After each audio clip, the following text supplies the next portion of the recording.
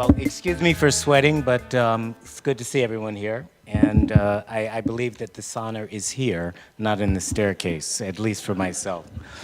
Thank you, Oren, for the opening. And I decided just to kind of keep to the point, so I will be reading what really just comes from a few collations out of the Mahatma letters, which you probably all are familiar with, and the messages to the American Convention that HPB put together in 1891, particularly. In part because it seems to be fitting for what we're trying to do as an endeavor. So let me just read these few words, and Herman, you can keep me on the timer, okay? Each person here, as well as all those that might be listening, or any who have seriously examined and been inspired by the teachings of Theosophy, owe their spiritual life, their allegiance, and inner thanks to H. Blavatsky and her message, as well as her masters. In the Mahatma letters, letter 47 to A.P. Sinet, one of the teachers said, "Ransack the spiritual literature, if you will, till the year 1877. Search and find in it, if you can, one single word about occult philosophy or esotericism or anything of that element, so now largely infused in the spiritual movement. Ask and inquire whether the very word of occultism was not so completely unknown in America that no one ever heard of elementary spirits and astral light, save the petroleum manufacturers. Well ascertain this and compare. This was the first war cry.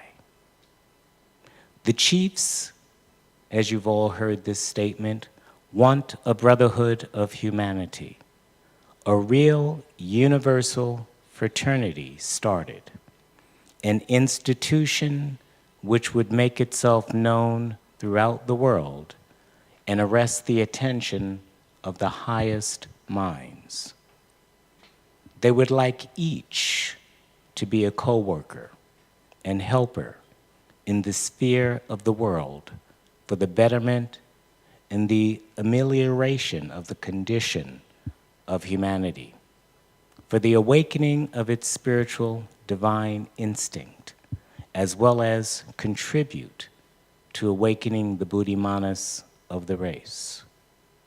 Their war cry being for the establishment and study, as they said, of the highest philosophy of universal ideas.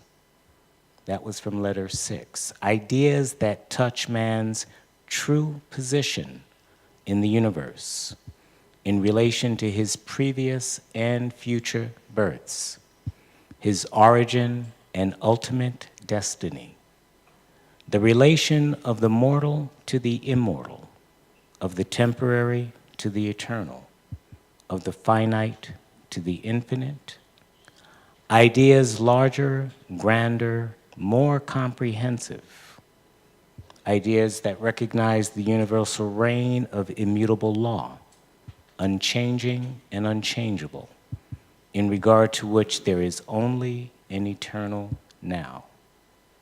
This is the type of philosophy they wish to be made clear, to help on with the evolutionary growth and development of humanity.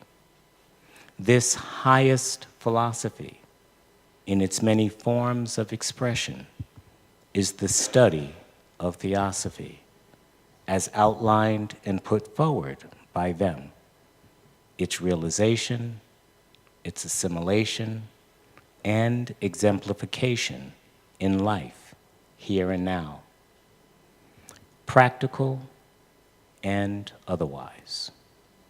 In realizing a portion of this ocean of Theosophy, in realizing the ground within which it is, exists, and has its being, arisal and dissolution, we come to a fuller and deeper, more resonant understanding of this transient condition called life, with its ups and downs, moments of joy, extended periods of suffering, and the purposes with which it is affiliated.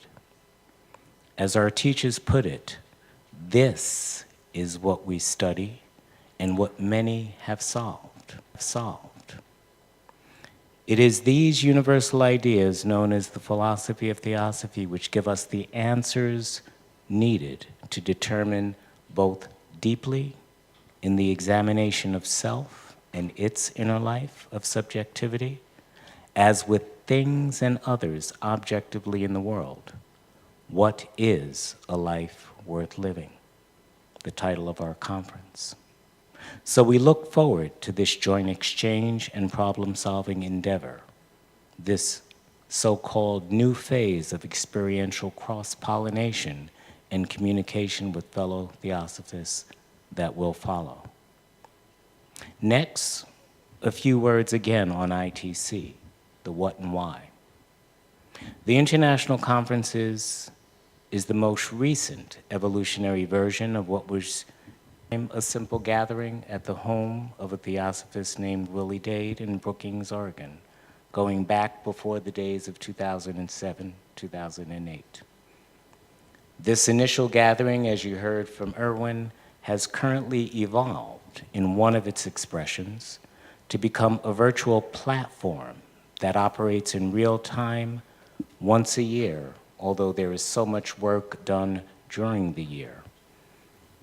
It operates at a designated location to simply provide an opportunity for the bodies, minds, and souls of Theosophists, young and old, veterans, or new students, of different theosophical affiliations, organizations, groups, as well as persuasions, or as individual students, to come together and simply mingle at a meeting place.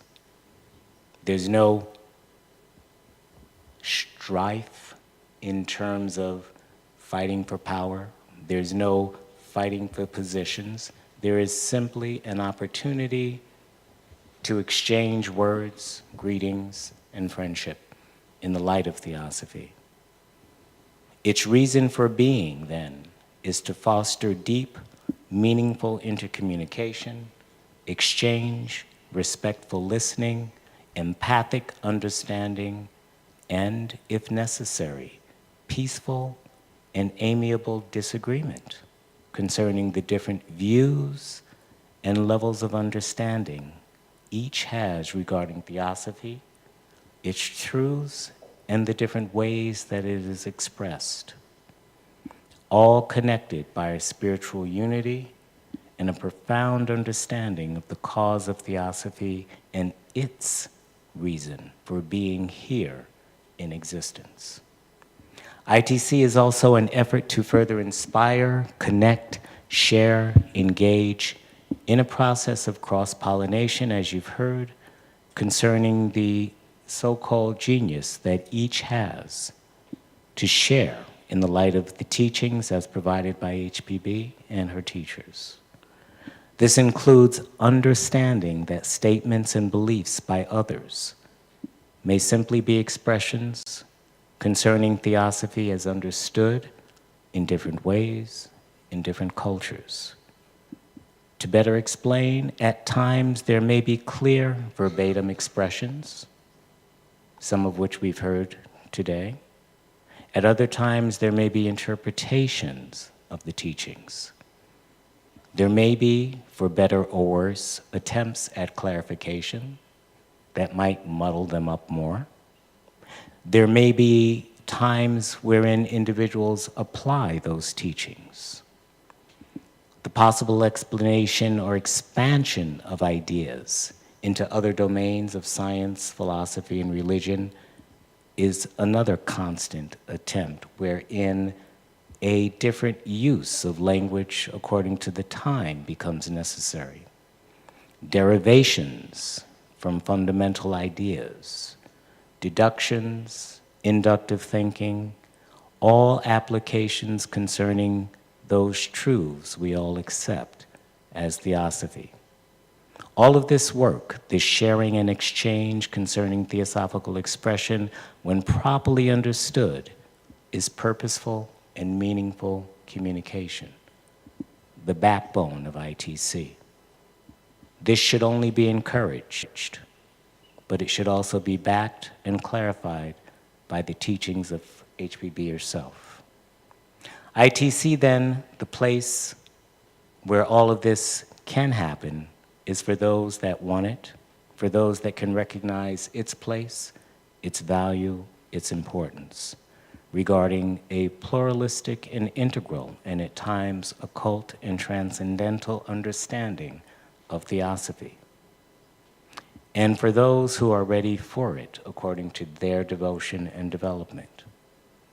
They are perhaps those who are ready to rise above theosophic divisions, holding to the truth of Theosophy is given in a common endeavor to simply and empathically know each other. What is greater than knowing each other and finding the same truth within? As our teachers have said in Mahatma Letter 6, regarding the different ways in which Theosophy works in the world, quote, Europe is a large place, but the world is bigger yet. The sun of Theosophy must shine for all, not for a part. There is more to this movement than you have yet had an inkling of.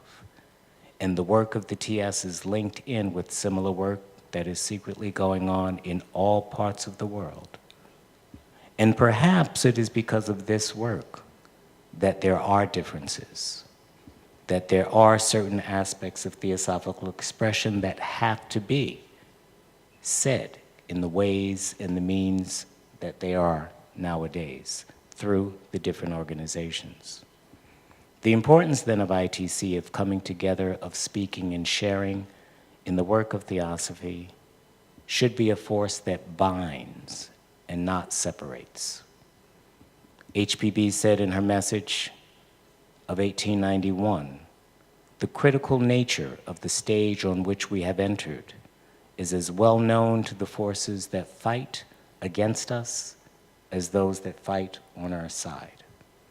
No opportunity will be lost for sowing dissension, of taking advantage of the mistaken and false moves, of instilling doubt, of augmenting difficulties, of breathing suspicions, so that by any and every means the unity of the society may be broken and the ranks of our fellows thinned and thrown into disarray.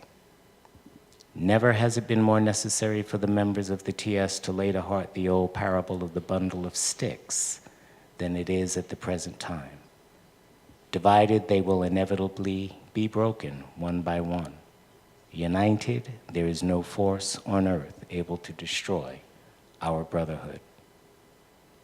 If every fellow in the society were content to be an impersonal force for good, careless of praise or blame, so long as he or she subserved the purposes of the brotherhood, the progress made would astonish the world and place the ark of the TS out of danger. Take for your model then in conduct during the coming year, peace with all who love truth in sincerity, and the Convention of 1892, as well as this one, will bear eloquent witness to the strength that is born of unity. After all, every wish and thought I can utter are summed up in this one sentence, the never-dormant wish of my heart. Be Theosophist, work for Theosophy.